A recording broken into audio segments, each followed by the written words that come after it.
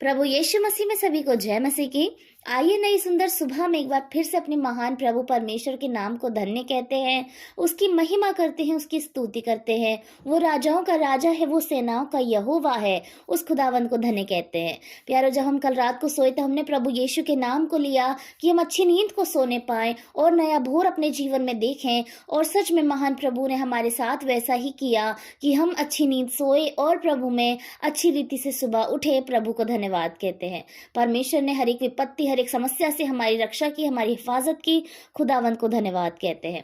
आइए आज की सुबह में प्रभु के वचन से देखते हैं कि हमारे परमेश्वर वचन के द्वारा आज हमें क्या चिताना चाहते हैं, आज हमें क्या नया अच्छा बताना चाहते हैं। हम देखेंगे सबोपदेशक की किताब उसके 10 अध्याय की 2 और 3 आयत, जिसमें इस प्रकार लिखा है, बुद्धिमान का मन उचित बात की ओर रहता है, परंतु मूर्ख का मन उसके विपरीत रहता है। वरन जब मूर्ख मार्ग पर चलता है तब उसकी समझ काम नहीं देती और वह सबसे कहता है, मैं मूर्ख हूँ। आमीन। प्रभु को धन्यवाद करते हैं अच्छे वचन के लिए। आज प्रभु का वचन, इसमें हमें क्या बताना चाहता है, हम इस वचन को एक बार फिर से पढ़ेंगे और ध्यान से देखेंगे। प्रभु का वचन इस रीति से कहता है, बुद्धिमान का मन उचित बात की ओर रहता है। बुद्धिमान का मन उचित बात की ओर रहता है। हम अगर इस संसार में एक इंटेलिजेंट इंसान को देखें, जिसको हम वाइस बोलेंगे, इंटेलिजेंट बोलेंगे, सो उसका मन किस बात में रहेगा? ज्ञान में रहेगा उसका मन। अगर वो एजुकेशन के सेक्टर में इंटेलिजेंट है, बुद्धिमान है, तो उसका ध्यान है वो किताबों में रहेगा, पढ़ाई में रहेगा, सीख में रहेगा। अगर वो किसी खेल को लेकर, किसी एक अच्छी चीज को लेकर बुद्धिमान है, उसमें उसको ज्ञान है, तो वो अपने एक पार्टिकुलर फील्ड में उसका ध्यान रहेगा, क्योंकि उसका ध्यान उसमें रहेगा, क्योंकि वो उसमें चीजों को जानता है, बुद्धिमान है, समझदार है, उस चीजों के बारे में उसको नॉलेज है। सो अगर हम संसार में एक बुद्धिमान को देखें तो वो तब बुद्धिमान है जब उसको अपने सेक्टर में रुचि है और उसको बहुत अच्छा ज्ञान है और उसका ध्यान उसी में रहता है कि वो उसने एक समय बना रखा है, सुबह दोपहर शाम मुझे इस चीज की प्रैक्टिस करनी है जिसमें वो निपुण है, या फिर उसको पढ़ाई करनी है, उसको ज्ञान प्राप्त करना है और नई अच्छी बातें सीखनी है। सो संसार में इस रीति से बुद्धिमान व्यक्ति को हम पाते हैं, क्योंकि उसका ध्यान किसमें है? अपने अच्छे फील्ड में, जिसमें वो बुद्धिमान है और उसका ध्यान भी उसी में है, वो उसी पे काम करता है।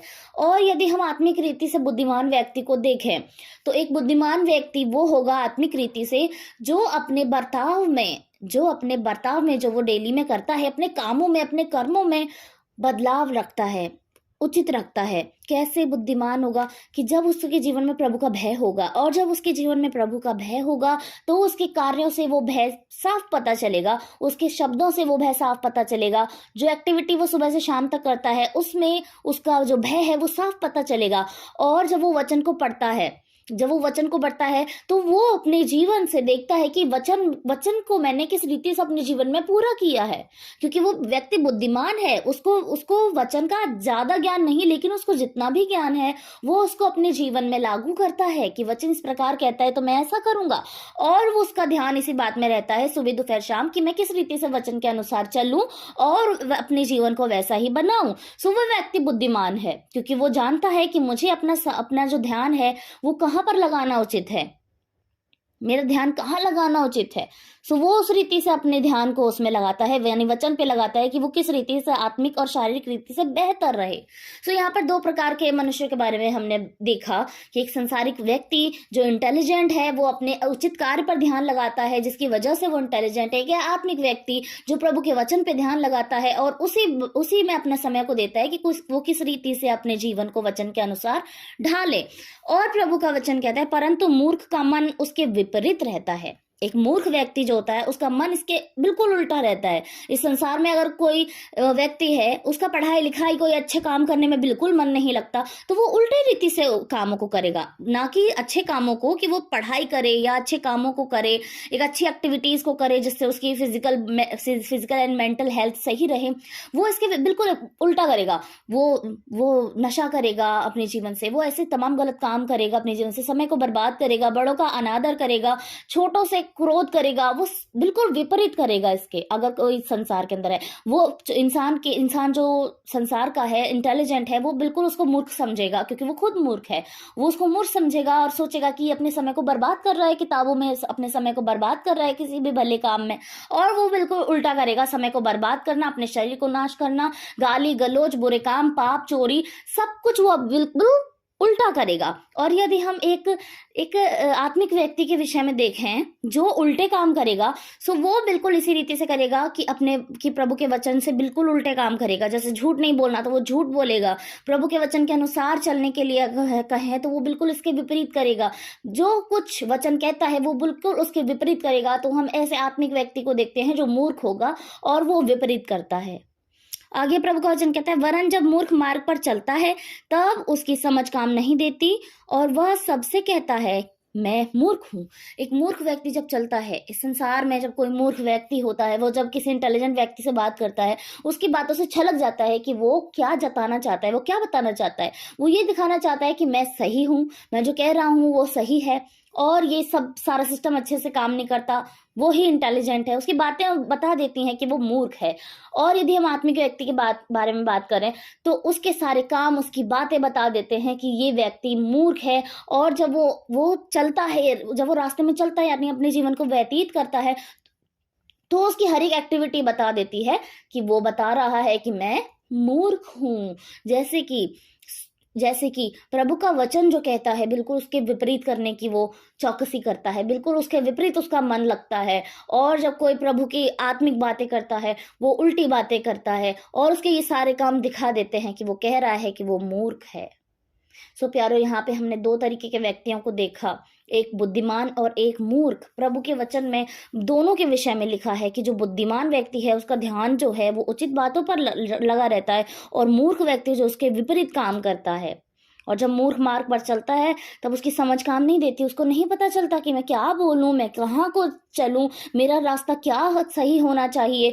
वो बिल्कुल उसी रास्ते पे चलेगा जो उसकी समझ बोलेगी कि ये रास्ता सही है, और उसमें समझ नहीं है, तभी तो वो मूर्ख है कि वो हमेशा गलत रास्ते को ही चुनता है। और जब वो उस गलत रास्ते को चुनकर उस पर चलता है तो ये उसके जीवन से ऐसी गवाही होती है कि वो खुद को बता रहा है कि वो मूर्ख है। सो प्रभु का धन्यवाद करते हैं आज के वचन के लिए।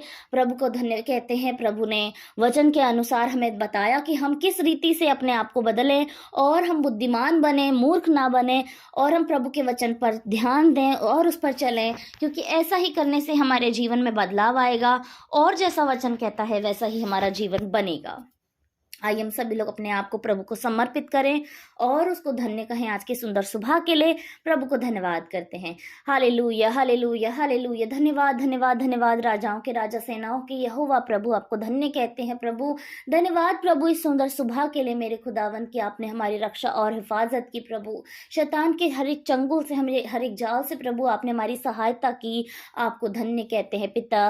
धन्यवाद करते हैं अच्छे उम्दा वचन के लिए मेरे प्रभु कि आपने प्रभु दो व्यक्तियों के बारे में हमें बताया प्रभु, एक बुद्धिमान और एक मूर्ख। मेरे परमेश्वर, हम विश्वास करते हैं पिता कि मूर्ख वाली कोई बात हमें ना पाई जाए खुदावन। जैसा मूर्ख कार्य करता है मेरे पिता, उन सारे कार्यों से प्रभु आप हमें बचाना खुदावन, और हमारे जीवन से जो कार्य हो प्रभु वो बुद्धिमान व्यक्ति जैसे ही हो खुदावन, कि हम हर एक अच्छी और भली बात पर प्रभु ध्यान लगा सकें, आपके वचन पर ध्यान लगा सकें, क्योंकि ऐसा ही करना हमारे लिए उचित है मेरे परमेश्वर। हमारा मन खुदावंद आप ही की ओर लगा रहे खुदा, हमारा ध्यान प्रभु आप ही की ओर लगा रहे मेरे परमेश्वर, क्योंकि ऐसा ही हमारे जीवन से होना जरूरी है और हमारे जीवन के लिए भी भला है मेरे महान प्रभु। Hallelujah Jesus. परमेश्वर, प्रार्थना करना चाहते हैं हर एक उस व्यक्ति के लिए प्रभु जिस समय में प्रार्थना में जुड़ा हुआ है खुदावन। आप हर एक व्यक्ति से पे परमेश्वर अपना पवित्र आत्मा को उड़ेले खुदा, हर एक व्यक्ति के मन और हृदय को जांचे परमेश्वर, और अपनी उपस्थिति से खुदा आप उन्हें भर दीजिए मेरे खुदावन। अपनी उपस्थिति से प्रभु हर एक व्यक्ति विशेष को भर दीजिए। हम नामो नाम खुदा हर एक व्यक्ति को आपके सामने में लाते हैं परमेश्वर। हर एक व्यक्ति को खुदावन आज उस आत्मिक धन से भर दीजिए खुदा जिसकी कमी उनके जीवन में है मेरे परमेश्वर। उस आत्मिक रीति से प्रभु आप भर दीजिए खुदा जिसकी कमी उनके जीवन में है मेरे अब्बा खुदा, उन्हें भर दीजिए परमेश्वर। उनके घर परिवारों में खुदावंद आपकी आशीष दौड़े परमेश्वर। उनके घर परिवार में हर एक जन को खुदा आप आशीष दें परमेश्वर पिता। परिवार से हर एक संकट, हर एक क्लेश यीशु के नाम से जाता रहे करे प्रभु। शांति और प्रेम दया परिवार में आए मेरे खुदा, और आपकी उपस्थिति परिवार में बनी रहे खुदावन, क्योंकि जहाँ आपकी उपस्थिति होती है पिता, वहाँ कोई बुरा काम नहीं होता, वहाँ कोई मन का लालच नहीं होता, वहाँ कोई क्रोध नहीं होता। Hallelujah Jesus. परमेश्वर भर दीजिए हर एक परिवार को जो इस समय प्रार्थना में जुड़े हुए हैं अब्बा खुदा।